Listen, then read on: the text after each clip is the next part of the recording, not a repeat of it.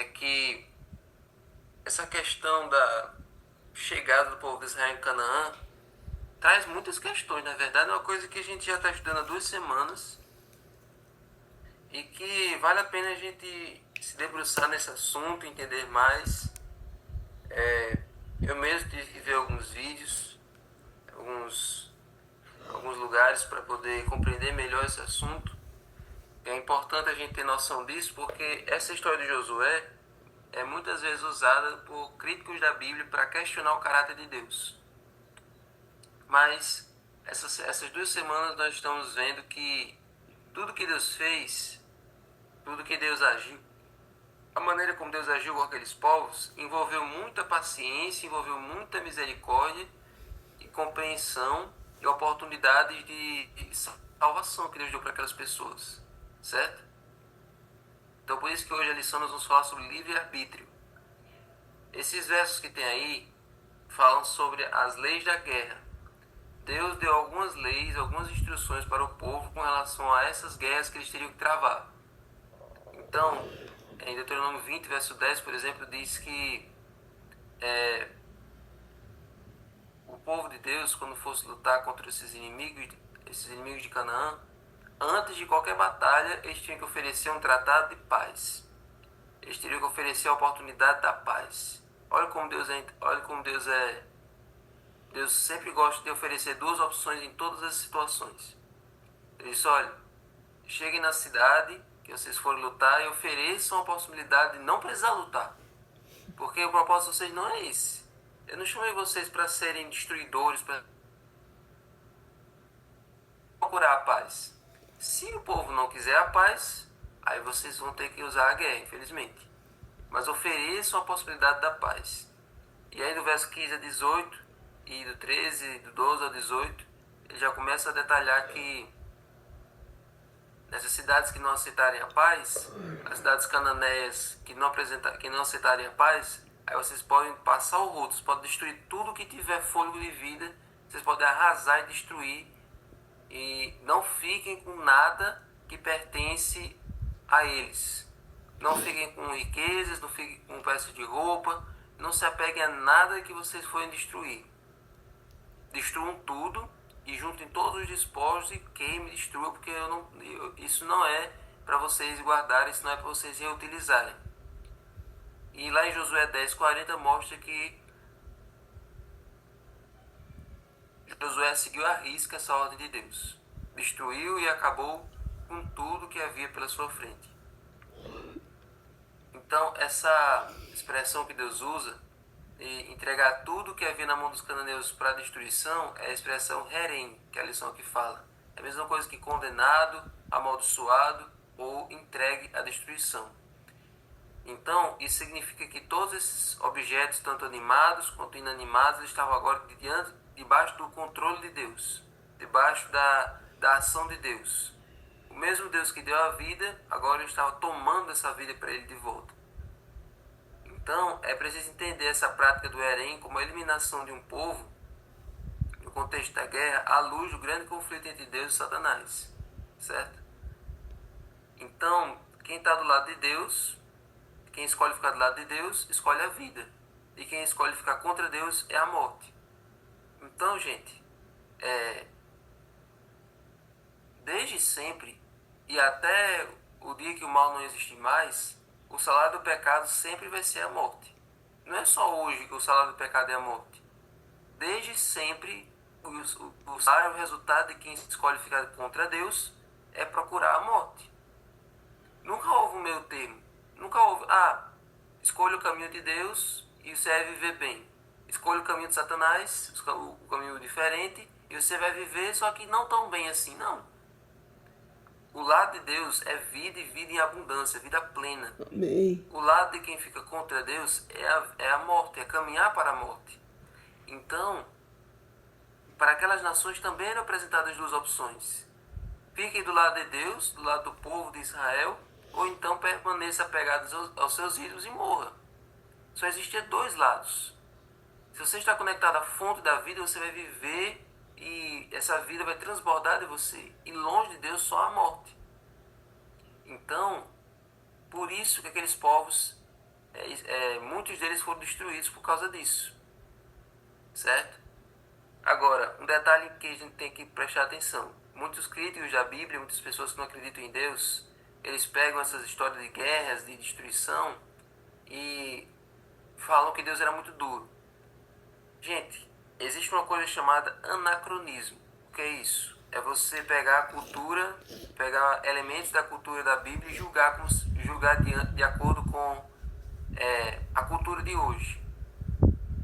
Por exemplo, essas guerras que aconteciam, essas guerras de tomar um povo, de desapropriar ele do território, de chegar no lugar e destruir várias cidades e tal, hoje para nós isso é uma coisa ruim. Isso é uma coisa, não sempre foi ruim, mas hoje para nós é uma coisa absurda, é uma coisa fora do normal. A gente fica horrorizado com uma coisa dessa. Só que as pessoas do tempo da Bíblia, embora elas também achassem ruim, mas para elas era normal. Para elas era uma coisa comum. Elas estavam acostumadas com esse tipo de coisa. Ah, a nação tal tomou a outra.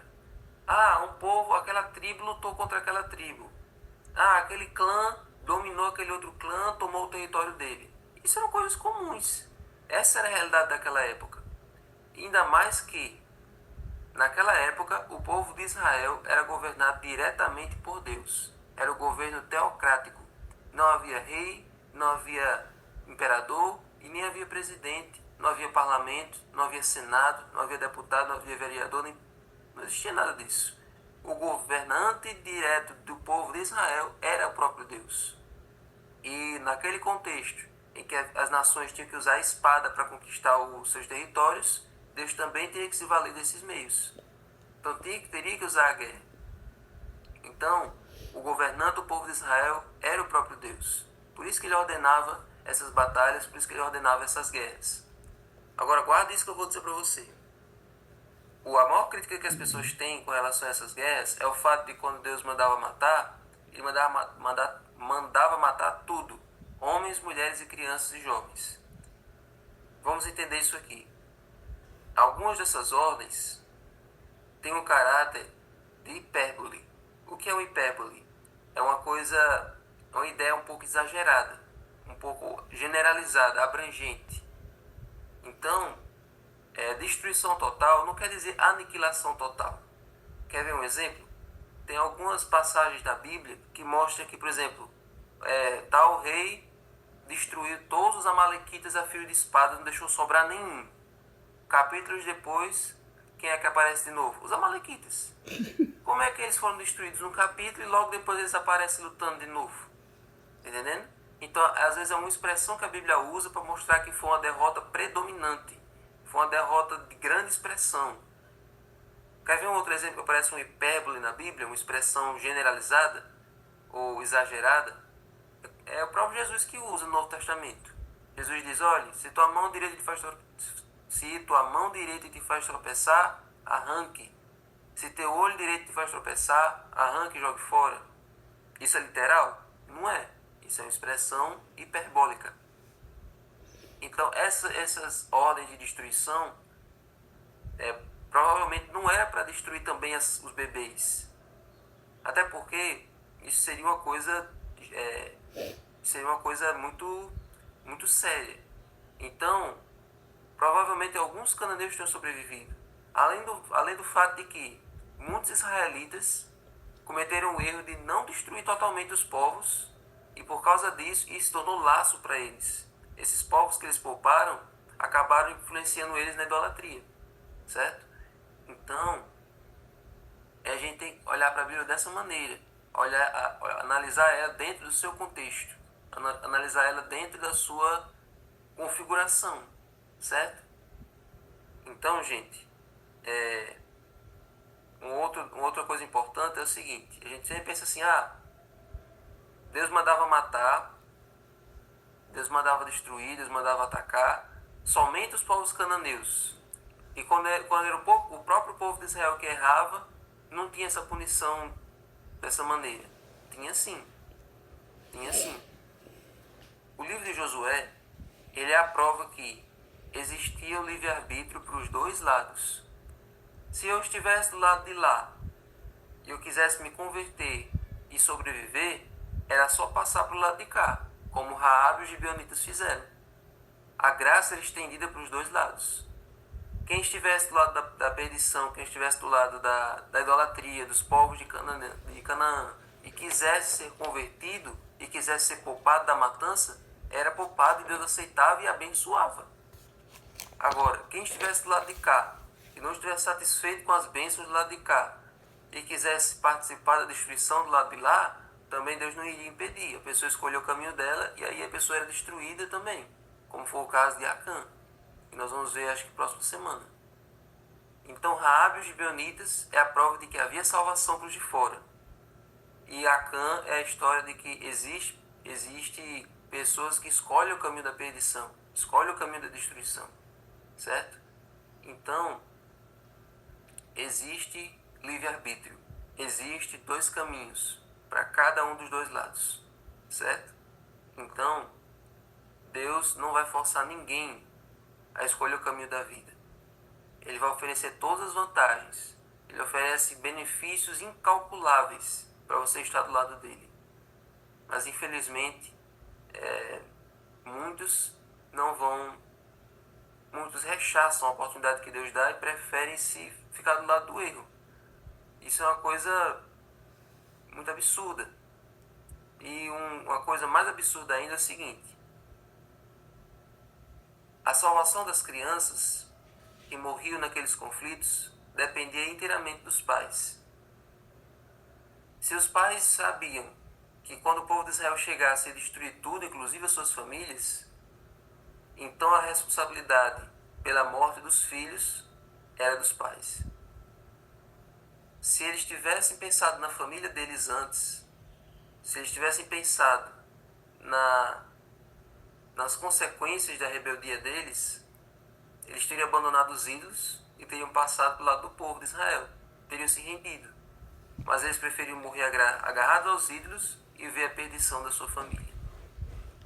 Então, gente, a história de Canaã mostra... a história dessas conquistas mostra a terrível realidade do grande conflito, a terrível realidade das pessoas que escolhem o caminho errado. Então, gente, de que lado você está hoje? Que lição a gente tira dessas decisões dos cananeus para a nossa vida? Tem pessoas que estão deixando a sua família se perder, estão deixando a sua família ir para o lado errado, ir para o lado da perdição, e não fazem nada para impedir isso. Assim como os cananeus deixavam isso acontecer. Seus bebês morriam, seus filhos morriam nos conflitos, e eles não davam o braço a torcer, não abandonavam os ídolos. Tem alguma coisa na sua família, na sua casa, que está fazendo a sua família se prostrar diante de Satanás? Está fazendo a sua família dar espaço para Satanás? Ele está tendo algum acesso à sua família de alguma maneira? E você tem a oportunidade de mudar isso, de fazer a sua casa ser abençoada, de fazer a sua casa ser transformada, e você não está deixando isso acontecer. Essas histórias a gente tem que aplicar para a nossa vida.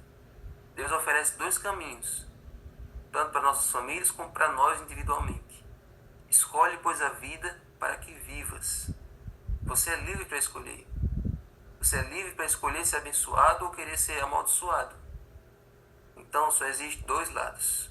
E Deus espera que você escolha o lado da paz. Escolha o lado da bênção, escolha o lado da vida. Ele ainda está de braços abertos, ele ainda tem portas abertas para todos aqueles que quiserem permanecer e ir para o lado dele. Então, faça sua decisão hoje. Amém? Senhor Deus, muito obrigado, Senhor, por essa lição. Muito obrigado, Senhor, por essas histórias que nos chacoalham, que nos fazem a gente cair em si, perceber as escolhas erradas que nós fazemos. Nos ajuda, Senhor, a repensar nossas atitudes e escolher estar do lado da vida. Amém. Para que nós possamos ter vida em abundância e vida eterna. Amém. Abençoa agora o estudo do livro, que nós possamos orar com mais ousadia, ousar pedir mais e falar contigo mais abertamente. Fica com cada um que está aqui, traz-nos amanhã também de volta, e abençoa o culto hoje nas igrejas, onde quer que as pessoas forem, e Que o Senhor possa estar presente em nossa vida. Em nome de Jesus. Amém. Amém.